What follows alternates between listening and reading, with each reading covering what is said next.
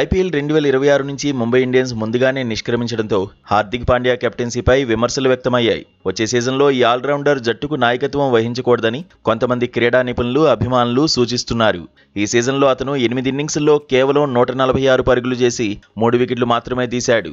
ఈ క్రమంలోనే టీమిండియా మాజీ ప్లేయర్ వసీం జాఫర్ సంచలన వ్యాఖ్యలు చేశాడు.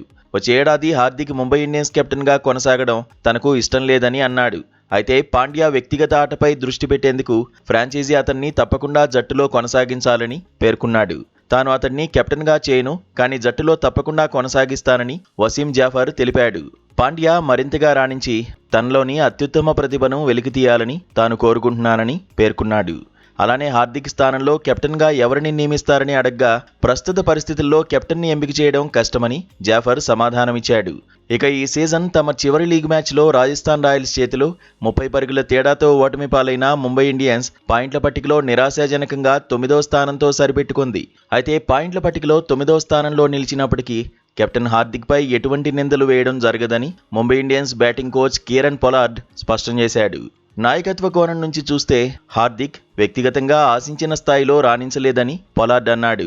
జట్టు యాజమాన్యం ఆశించిన ఫలితాలు రాలేదని తెలిపాడు. అయితే అతడికి తాము సాధ్యమైనన్ని అవకాశాలిచ్చామని, ఫ్రాంచైజీని ముందుండి నడిపించేందుకు అన్ని విధాలుగా మద్దతిచ్చామని గుర్తు చేశాడు. ఈ సీజన్లో ముంబై ఇండియన్స్ విఫలమనేది కేవలం ఏ ఒక్క వ్యక్తి తప్పిదం కాదని అన్నాడు. ఇక ఇప్పుడు ఎక్కడ తప్పు జరిగిందో విశ్లేషించుకోవాలి, భవిష్యత్తులో మంచి నిర్ణయాలు తీసుకోవడానికి సమయం అవసరమని పొలార్డ్ చెప్పుకొచ్చాడు.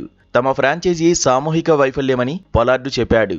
మరోవైపు ముంబై ఇండియన్స్ వచ్చే సీజన్కు ముందు జట్టులో మార్పులు ఉండే అవకాశం ఉందని కూడా కీరన్ పొలార్డ్ సంకేతాలిచ్చాడు.